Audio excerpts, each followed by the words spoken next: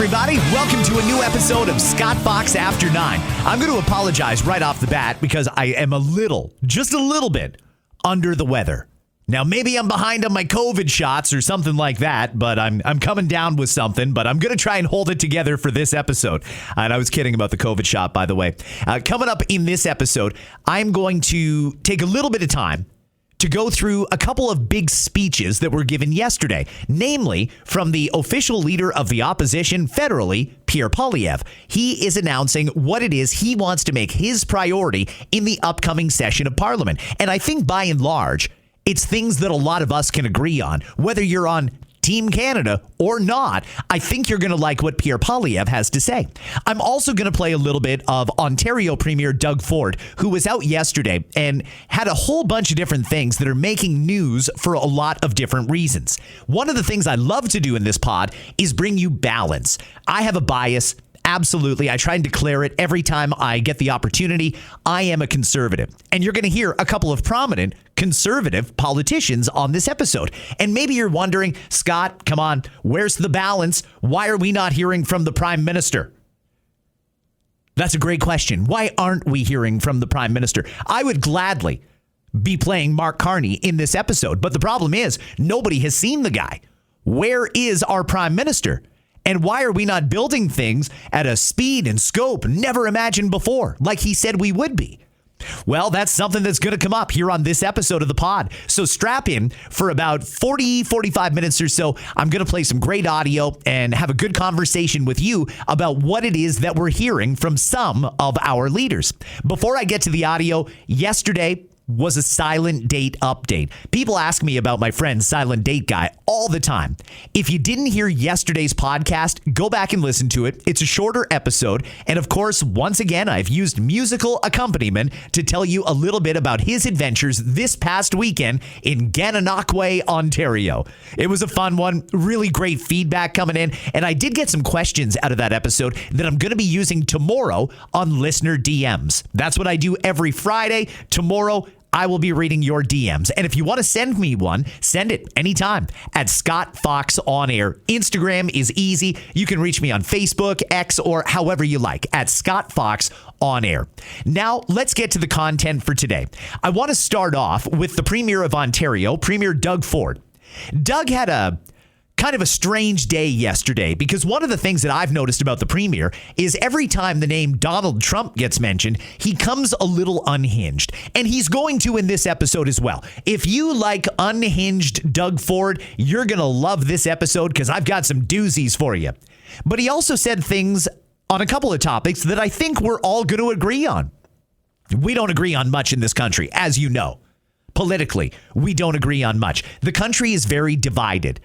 But there are a few topics that I think unite us all. And one of them is the topic of castle laws. Stand your ground.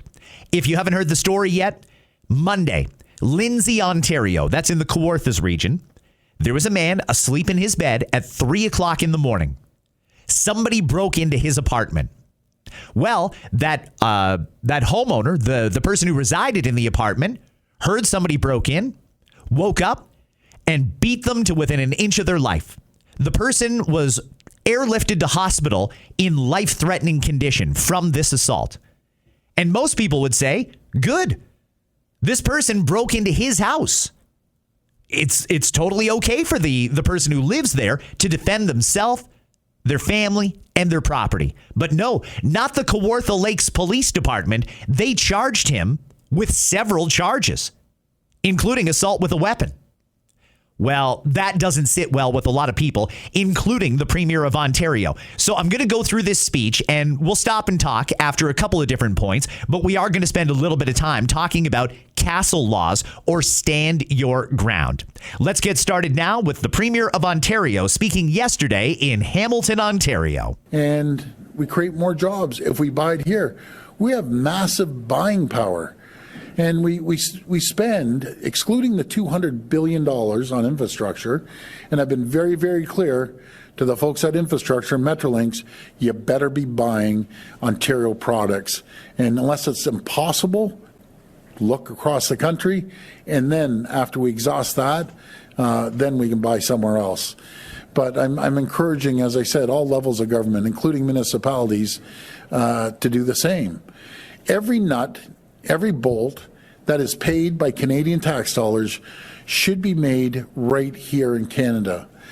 That includes the federal government's national shipbuilding strategy. So we have a great shipbuilding company down the street from here, and I give it to the PM and all the premiers. God bless the folks in Nova Scotia. I love the Premier. I love the people out there. They're building ships out there. Davies in Quebec, they're building ships. But we're getting crumbs. We're getting crumbs, and we have to start getting the contracts to build the ship. It's pretty sad when a shipbuilding company out in the East uses steel from Europe. It's pretty sad when going out west and they're talking about pipelines getting the steel, and that's not going to happen, by the way, steel pipes from down south of the border. And it's absolutely terrible that the federal government and the BC government are buying ferry boats off of China. Like, come on, let's wake up and start supporting Canadian companies. Well, I hear it's too expensive to get that steel from Ontario over to the West Coast.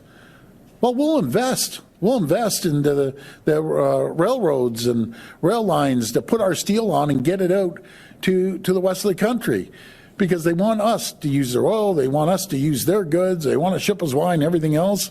Well, you better start supporting everyone across the country. Let's leave Doug Ford there, because he is absolutely right.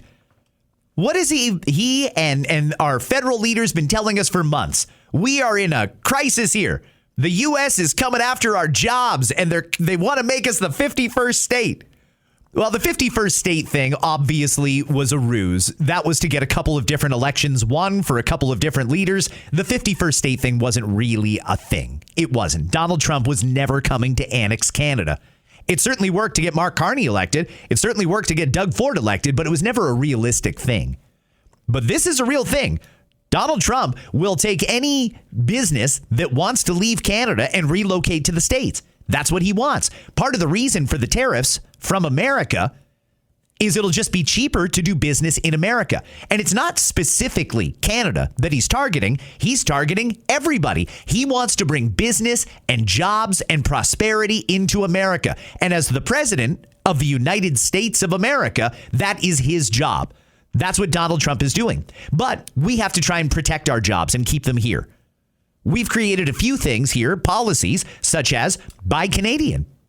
Okay, I mean, it's protectionist, and I don't necessarily like that. It'll probably cost us a lot more because, as you've likely noticed if you've been to the grocery store, for whatever reason, as a Canadian shopping in Canada, buying Canadian seems to be a lot more expensive than buying from anywhere else. The Canadian products are quite expensive. But we got to support our own economy, right? Okay, Doug is absolutely right about that. We do have to support Canadian. But I'm also aware that as far as the leaders go, when the cameras are on, they're all swimming in the same direction, right? We're going to support our own economy. We're going to be our own best customer. Mark Carney is quarterbacking this whole thing, apparently. Well, then how does that stuff happen? Doug is absolutely right. We have shipbuilding facilities in various places across Canada. Why is the British Columbia government going to China, who's hitting us in our canola industry with 100% tariffs? Why are we giving them any contracts? What is China doing for us? Seems like not a lot. We got to fix this situation with China. We have to. But that aside, why aren't the other provinces buying Canadian? Why does Doug have to go on television and say, let's figure this out, let's get it together? Does anybody care, or is it really all just hyperbole? The premiers all get together and they say we're going to take down the interprovincial trade barriers. They say we're going to buy from each other and be our own best customer, but they're really not interested in doing that. It's kind of the way it seems. If Doug Ford is begging them, please use Ontario steel. There are no barriers here. If you need steel, and it's too expensive to ship it from Ontario, we'll take care of it.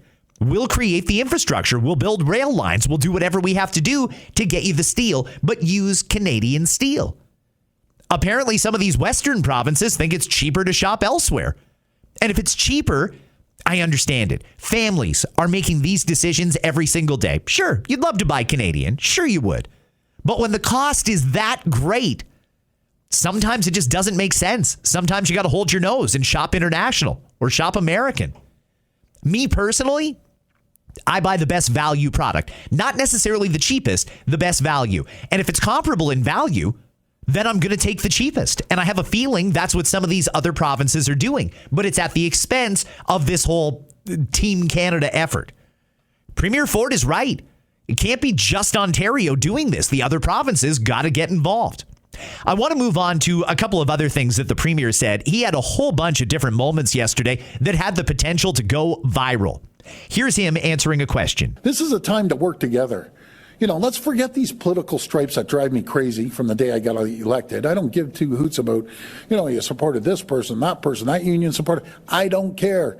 We're on one team. It's called Team Canada. We work together because we have the greatest workers in the world, and we can compete, and we will compete, and we will make sure that we have their backs.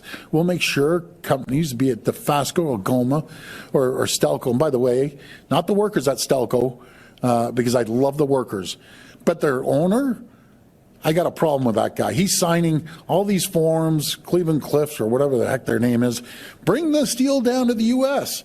That's the owner. He doesn't give two hoots about his workers at Stelco when he's signing all these letters, because I've seen these letters. Guess what? There's one company that doesn't sign those letters. That's Dofasco.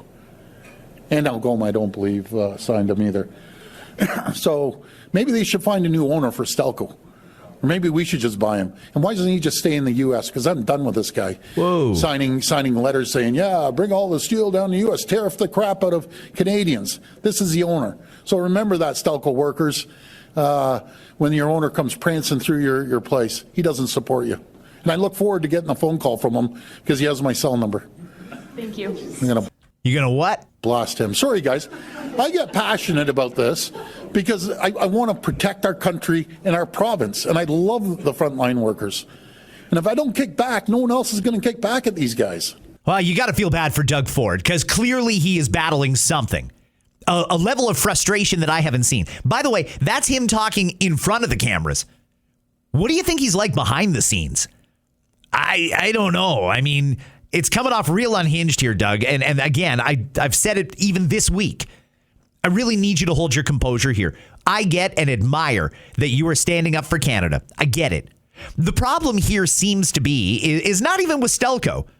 Doug is suggesting here that Stelco, who supports the American administration, is somehow selling out their own employees. It doesn't seem that way to me. It seems like they have a difference in opinion politically. That's all it is. And as you know, Doug has got an incredible case of the TDS, the Trump derangement syndrome, where he just goes completely off the hook. Cheese slides off the cracker, to use his term, whenever the name Donald Trump comes up. It's unbecoming. I think it is. And I'm going to call it out in the way I see it. I don't think it's professional for that level of frustration to be exuded on television. And I don't think it's helping the situation with America. But again, back to what I was saying a few minutes ago. Doug is right. He's trying to be the guy cheerleading a Canadian recovery here. And I admire that. I thank him for that. I respect him for that. And Doug feels like he's the only one out there. And that's got to be a lonely feeling. I understand the frustration coming from the premier there. I absolutely do.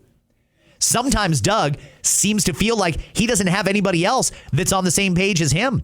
He wants to make it all in Canada. He wants to fight back against the Americans, and he's not getting a lot of support from other politicians.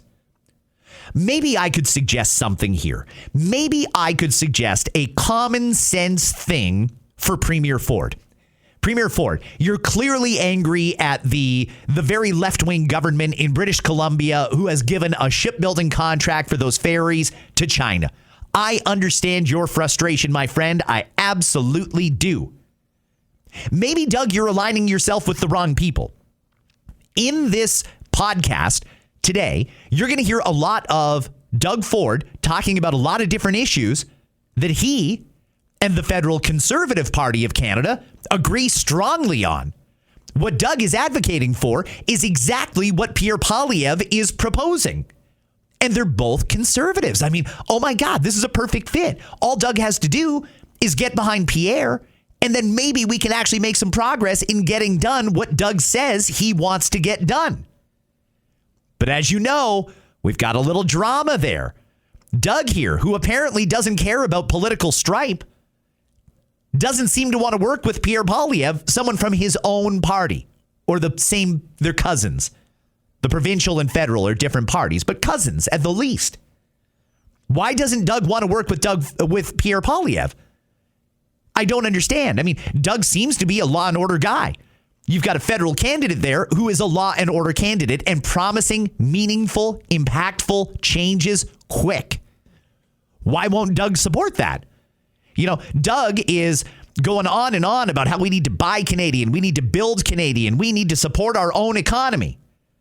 But then he'll go out and praise Mark Carney, who's doing absolutely nothing to fulfill that goal. The whole thing is incredibly counterintuitive.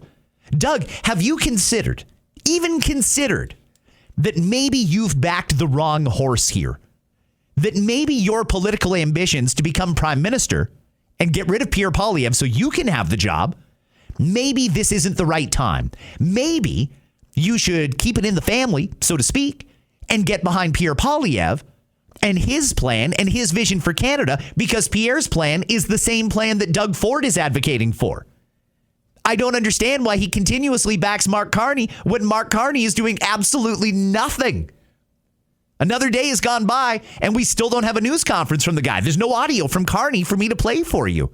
Nothing for you to even consider. Is he hiding? What's going on? Where is this man? Doug says he's doing a great job. He supports him wholeheartedly. Why? What is Carney doing to fulfill what Doug says Doug wants done? In contrast, you got Pierre Poilievre standing there on the sidelines, chomping at the bit. Coach, put me in. I'm ready to save Canada. And Doug won't give him the time of day. Didn't even congratulate him on winning in the by-election the other day. Even Carney congratulated Poilievre. Doug Ford didn't. Why, Doug, will you not do it? I'd like to hear an answer from Premier Ford on that very, very topic. Why will you not support the guy who wants to do what you say needs to be done? Instead, you support the guy who says a lot of nice things, but isn't actually doing anything. I'm hearing more and more from conservatives. And there's different levels of conservatism, by the way. There's some that are more in the center. There's some that are fiscal conservatives. There's red Tories. There's those that are on more the far right, quote unquote. Lots of different conservatives. I'm not exactly sure why Doug isn't listening to any of them, but they're all begging Doug, could you please get back on side here and stop praising the guy who's not doing anything to achieve your own goals? In fact, Doug did get asked a question yesterday about the calls that I'm hearing a lot of. This reporter is clearly hearing them, asking Doug, could you please try and align a little bit more with the people that you're supposed to be aligned with ideologically? Hi, Premier. Jessica from the Trillium.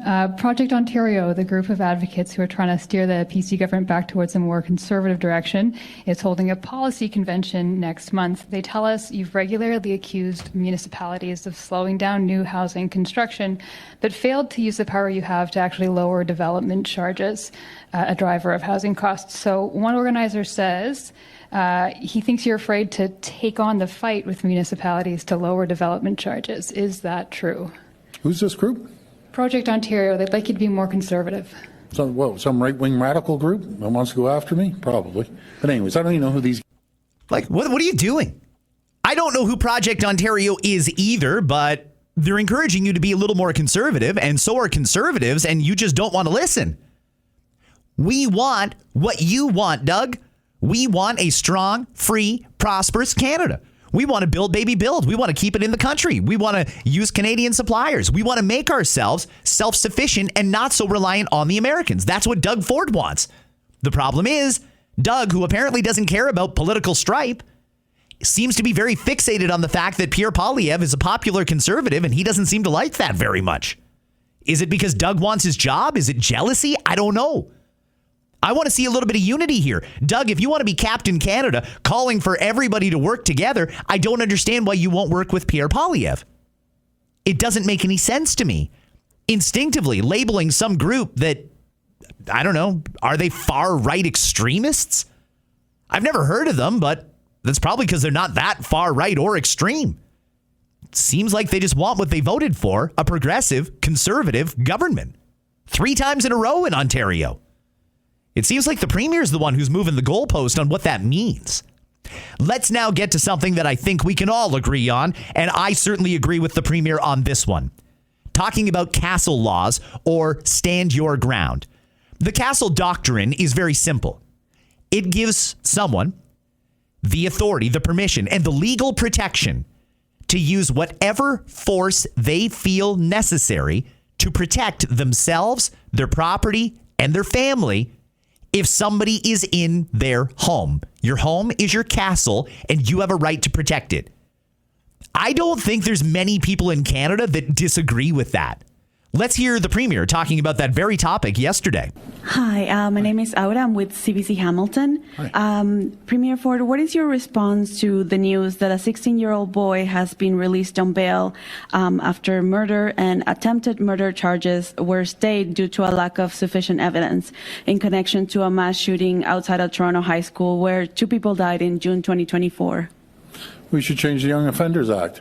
I'll tell you one thing. When I was 16, and every person in this room, when they were 16, they're smart enough to know if you grab a gun and start shooting people, shooting the neighborhood up, or shooting people, and you kill them, you should be in jail. That's one thing I got a pet peeve about. The criminal code is controlled by the federal government.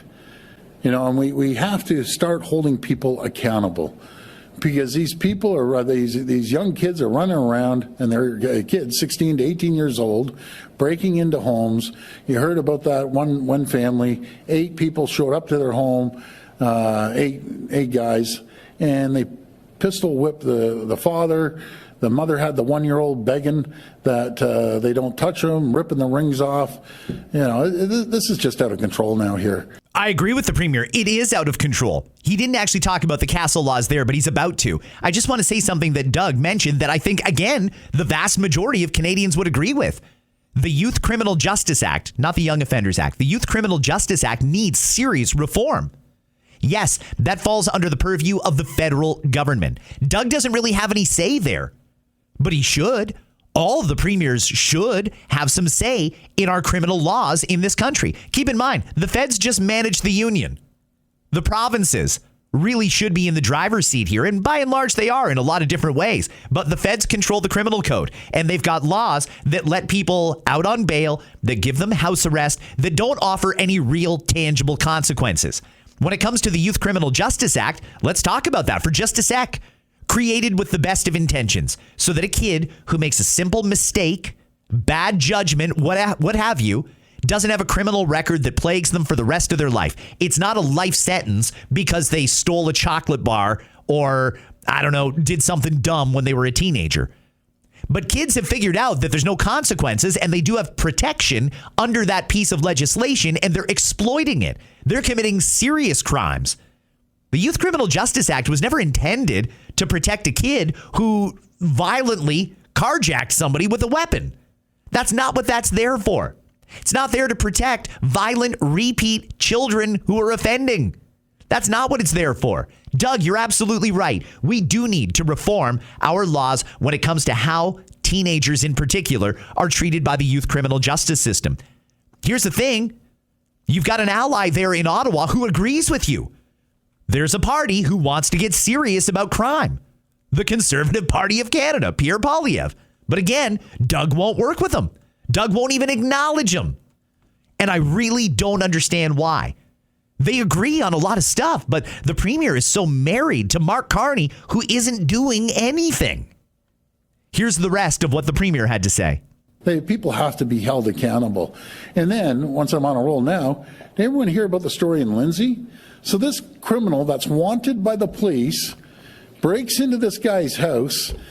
This guy gives him a beating, and this guy gets charged. And the other guy gets charged. But, something is broken. I know if someone breaks into my house or someone else's, you're going to fight for your life. This guy has a weapon. You're going to use any force you possibly can to protect your family. I'm telling you, I know everyone would. I'd be scared to break into Kevon's house. Look at it. He's like a linebacker. He'd beat the living crap out of the guy, as he should. Because enough's enough here. The violence and breaking into people's homes, putting guns to their heads. And guess what? Some bleeding heart judge, little Johnny, he didn't have a good upbringing. So we're going to let him out on bail 5 more times because he's on his 5th, being let out on bail 5 times, just to go do the same thing the next day. I'll tell you one thing. I get more calls than anyone in the country. People are done with this. They're absolutely done. They're finished. You should be able to protect your family when someone's going in there to harm your family and your kids. You should use all resources you possibly can to protect your family. And maybe these criminals will think twice about breaking into someone's home. Well said. You know what? It's me giving Doug a standing ovation. Way to go, Doug. Thank you for saying that. Thank you for having a principled stance. Thank you for having the courage to go against the establishment and say what needs to be said and what, by and large, the vast majority of Canadians agree with. Canadians want legal protection so that if someone breaks into their house and they feel threatened and they haul off and swing at them with a baseball bat and crack their skull and leave them with a concussion and a brain bleed, that they're not going to go to jail for having done that. That some judge, bleeding heart judge, to use Doug's term, isn't going to say, well, you didn't really feel threatened in that case and the force was excessive, so you're going to go to jail. Or you're going to have to pay restitution to the victim who was actually the perpetrator. That's the kind of nonsense that is going to go on here if we don't have a castle law, if we don't follow the castle doctrine, if we don't have a stand your ground law that gives people legal protection and has right in the law. You have a right to use whatever force is necessary that you deem necessary to defend yourself, your family, and your home, your property. That's it. That's all that law needs to say. Put it right in the Constitution that you have a right to do that. Doug, championing this, I think, is brilliant. Before I go any further, though, let's ask why we're in the situation we're in. Because of the party that Doug Ford says is doing a good job. Doug is backing the Liberals. He's backing the Prime Minister, and the Prime Minister has no interest in fixing this. It was the Prime Minister's party. Granted, it was before he took over as the boss, but again, the Liberals are still all the same people. All we did was replace Justin Trudeau. That's the party that created the situation that we find ourselves in now.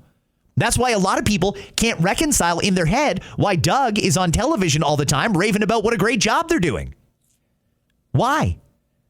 Doug, we agree with you. We want stand your ground laws. We want bail reform. We want the immigration system completely reformed. We want a real Team Canada approach where we make ourselves less reliant on America and make ourselves a much more sovereign and stable nation where if the tariffs continue, so be it. We will be fine. Canada can stand on its own 2 feet. We can't right now. We can't, and that's part of the reason you're seeing people and businesses leave this country. It's part of the reason that we're about to be officially declared in a recession. It's part of the reason that we're going to get a budget in about a month's time that's going to say we have almost a $100 billion deficit. It's because of the people that, Doug, you're on television cheering on. And it makes it real hard for people to say, yes, I like that Doug Ford. He is absolutely right. I'll say it because I can treat things issue by issue. And I think the premier is wrong on some and very right on others. A lot of people can't. I just don't understand the philosophy here. Cheering on the party that's not doing anything and that created the mess in the first place. It doesn't make any sense to me. I just don't get where he's coming from there. Finding great candidates to hire can be like, well, trying to find a needle in a haystack. Sure, you can post your job to some job board, but then all you can do is hope the right person comes along. Which is why you should try ZipRecruiter for free at ZipRecruiter.com/zip. ZipRecruiter doesn't depend on candidates finding you. It finds them for you. Its powerful technology identifies people with the right experience and actively invites them to apply to your job. You get qualified candidates fast. So while other companies might deliver a lot of hay, ZipRecruiter finds you what you're looking for. The needle in the haystack. See why 4 out of 5 employers who post a job on ZipRecruiter get a quality candidate within the first day. ZipRecruiter, the smartest way to hire. And right now, you can try ZipRecruiter for free. That's right, free at ZipRecruiter.com/zip. That's ZipRecruiter.com/zip. ZipRecruiter.com/zip. One more I'll play from Doug, and then I'm going to move on to Pierre Poilievre. This is Premier Ford yesterday talking about the economic conditions that Canada finds itself dealing with. You know, I can sit here and hammer the you-know-what out of Trump all day long, and that's pretty easy to do. Problem is, we got too comfortable with our closest friend and ally, with the United States. No one in a million years would think the guy named President Trump would come along and start an economic war with his closest friend and ally, not to mention with the rest of the world. And the rest of the world goes back and kisses us behind all the time. Oh, yes. We aren't going to do that. We're going to fight like we've never fought before because we're Canada. We're resilient. We have the best workers in the entire world. We have the best skill set. And more importantly, we're the number one customer that buys $359 billion of products off them. And every morning, 9 million Americans wake up to build a widget, to build a part, to provide a service just for Ontario. It's close to 20 million over 20 million across the country. Well, first of all, this guy's not going to stop. You can either run away or, fall down and wave the white flag. We should never do that. We should hit him back twice as hard. And I've said this to the Prime Minister. If you roll over, this guy just keeps beating you and beating you and beating you. No, let's start hitting back. Start hitting back hard. Again, we do $359 billion of products we buy off the U.S. And a tariff on Canada is a tax on Americans. There isn't one American congressperson, not one American senator or a governor that agrees with his tactics. But guess what? They're terrified. Well, I'm going to cut him off there because that's simply not true. There are a lot that agree with President Trump, and that number seems to be growing, by the way, because the American senators and congresspeople are seeing the revenue that is pouring into America. They're seeing the record investment that's pouring into America. I admire Doug's spirit. Good. I wish he would come at this a little more professionally because he really seems unhinged, and that's not my style. Maybe you like it. Maybe it resonates with you. Whatever. I certainly understand the passion, and I like that. Yes, we need to figure out a solution. But you can't, on one hand, complain about the situation we're in and what Donald Trump is doing, and then go out and praise Mark Carney and say he's doing a great job.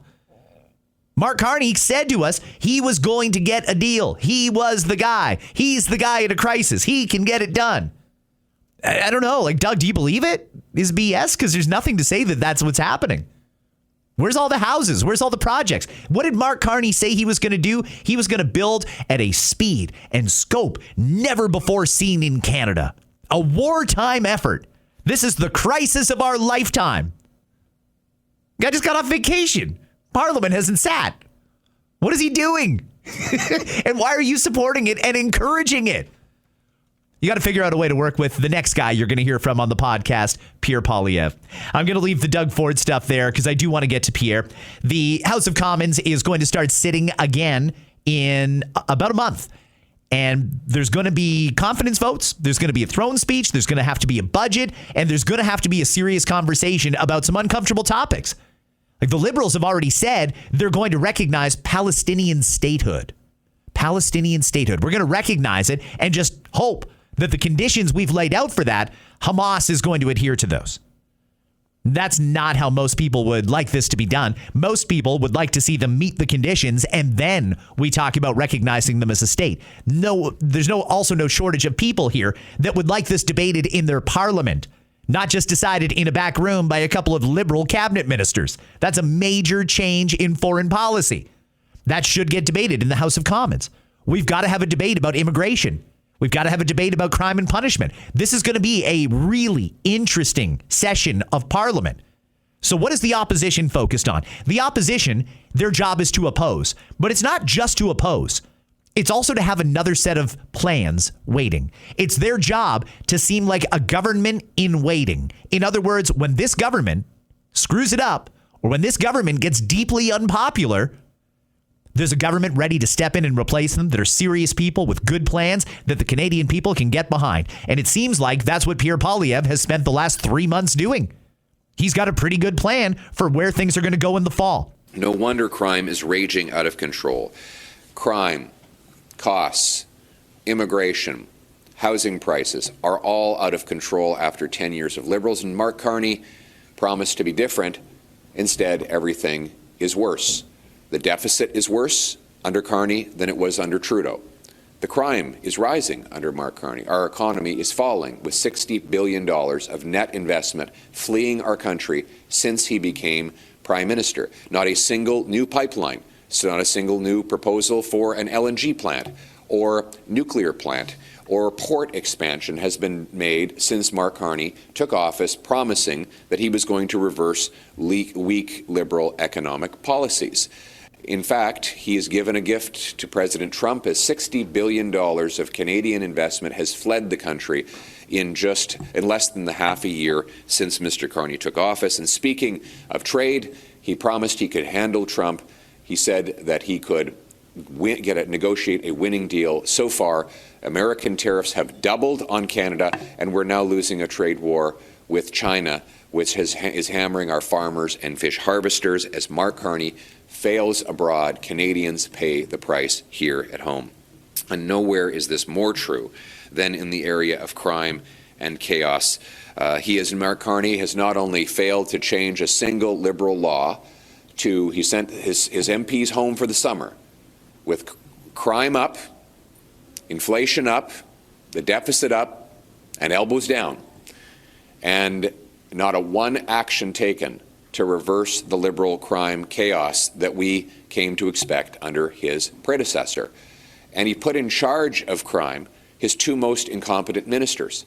First, he's got Sean Fraser as the Justice Minister. This is the immigration minister who caused the immigration crisis, and the housing minister who caused the housing crisis. And now because of those failures, he's in charge of law and order. And then he's got a public safety minister who doesn't even know what a gun license is. So how can he fight gun crime? The incompetence that you have to have as a prime minister to name such terrible ministers would be laughable if it weren't so terrifying, because the people behind me today are paying the price for this insanity.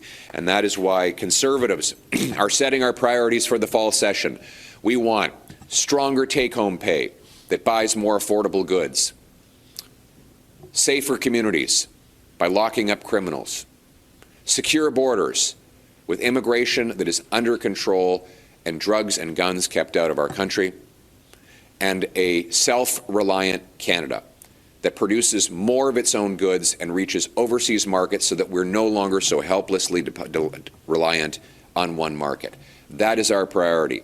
Stronger take-home pay, safer streets, secure borders, a self-reliant Canada. And that is what we will be fighting for in the fall session. What of that do you disagree with, Doug Ford?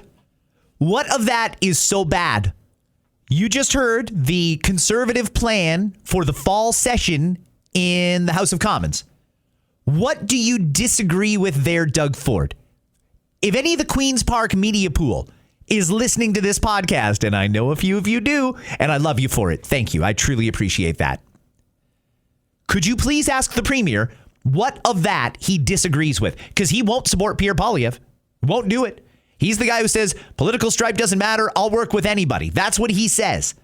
Why won't he work with someone who's actually very closely aligned with his own philosophy? That's what the Conservative plan is for the fall. And you know what? If the Liberals happen to fall on a confidence vote, that's what the people are going to get. Safer streets, controlled immigration, making Canada less reliant on America. We're going to build pipelines. We're going to build LNG plants. We're going to export our products around the world. We're going to increase take-home pay by cutting taxes and payroll deductions. Those are all things that Pierre says he's going to do. If the Liberals fall, and if the Liberals don't fall, he's at least going to keep bringing that up in the House of Commons. Hopefully, common sense will prevail and some of those things will get done. Hopefully, the Liberals steal some of those ideas because we need those things done. So I just want to be clear. Somebody asked the Premier, what of those things does he disagree with? And if it's nothing, then why will he not back Pierre Poilievre? Why is he still insisting Mark Carney is doing a great job? You just heard Pierre Poilievre lay out Mark Carney's record, and all of that is true. Nothing is getting done. Tariffs are worse than they were.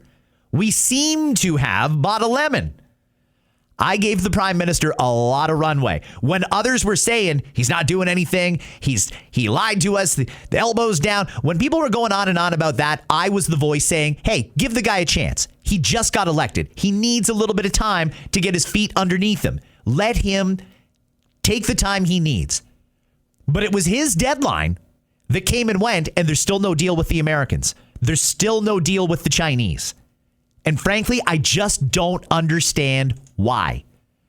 Doug, what do you disagree with Pierre Poilievre? Could you please, guys, figure it out? Because I think the best way that we can make progress in this country is to come up with a plan and everybody starts swimming in the right direction. Right now, we've got the prime minister's plan, and it seems like people are diverging. BC is going out and buying ferries from China instead of from a shipbuilder in Ontario that would gladly build those ferries for them. We've got Western provinces that are bringing in U.S. steel because it's just too expensive to bring in Ontario steel. Let's figure this out, please. We have so much to be proud of in this country. We can truly get back to the place where we were, where we are respected on the world stage, where we are compassionate but smart with our money, where we have a prosperous middle class in this country. We can totally get back there. But we got to stop doing the things that canceled all that over the last 10 years. And frankly, right now, it just seems like we're encouraging more of it. It just doesn't make any sense. You know what? I want to play 2 clips for you from an interview yesterday done south of the border. It was the Vice President of the United States of America, J.D. Vance. JD was talking about a couple of different things. One of them was immigration, and one of them was liberalism. A conservative who's going to critique liberalism. I'm interested to hear what he has to say and what his take is. But first, let's talk a little bit about immigration. Because what J.D. Vance is talking about here is American. This is the American problem. But I think, listening to this pod, listening to him say these words, you're going to find a lot of parallels with the situation we've got here in Canada. So I don't want to get ahead of any administration announcements, but we are looking at a whole host of points of leverage we can exercise over California and other states to make sure they comply with the law.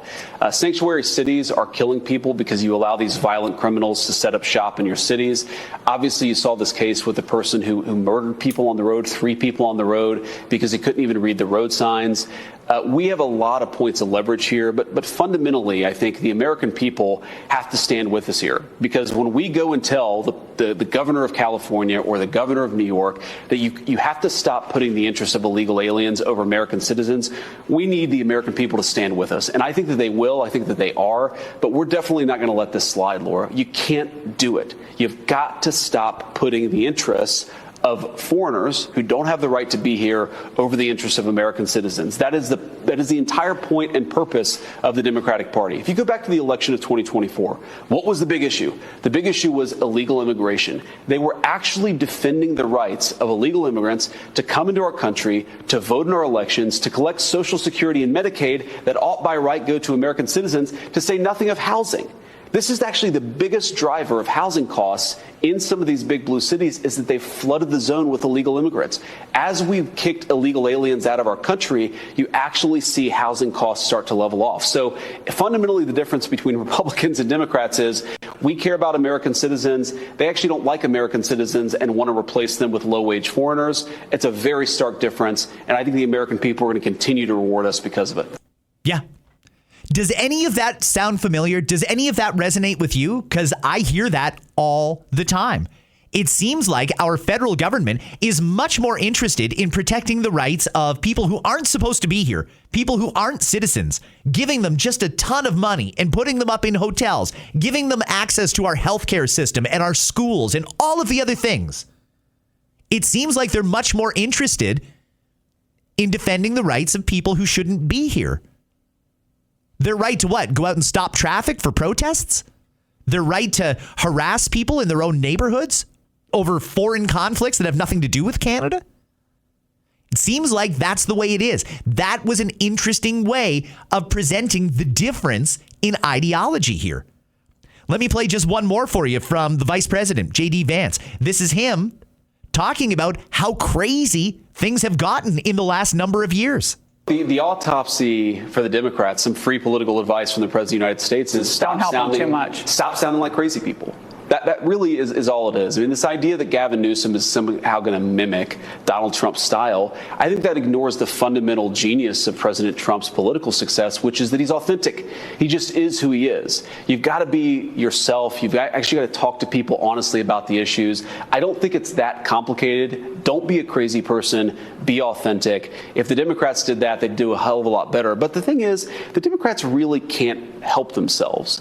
If you look at the transgender issue, they're still talking about letting, men play in women's sports. If you look at the crime issue, they're calling Donald Trump a fascist for taking action that in 9 days has dropped armed robberies by 55%. So part of sounding less crazy is being less crazy. And if the Democrats were less crazy, I think we'd all get along a whole lot better. That's a very abrupt way of putting it.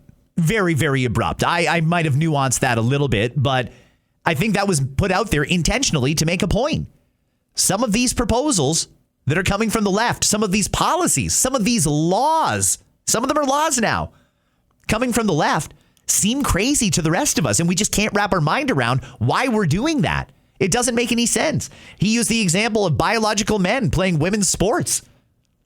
I mean, I think we've settled that now. In America, they have. They've made it clear biological men cannot compete in women's sports. Full stop. We have not really even heard a position on that from our federal government. Why is that? Why? Like I said, I don't even necessarily agree with all of what J.D. Vance said there. I don't. I'm much more about compromise. I am much more about finding common ground. But you can't ignore the fact that what he said there is the way that a lot of folks on the right feel. That on the left, things are just getting a little crazy over there. That's me using his word. That's not my word.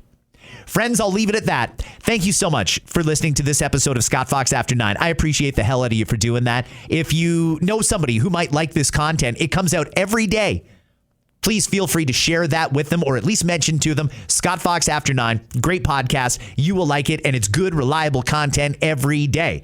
Tomorrow, Listener DM Friday. I'd love to hear from you. What's on your mind? What do you want to talk about? And you know what? If you want to talk about something other than politics, I'm good with that too. I got some great DMs tomorrow on a lot of different topics, so I hope you can check out that episode. The great Anna Almeida will join me to read the questions, and I will see you right back here in less than 24 hours, as long as my voice holds up. Have a great day. I'll leave you with Pat James and the whole truth. Hey now.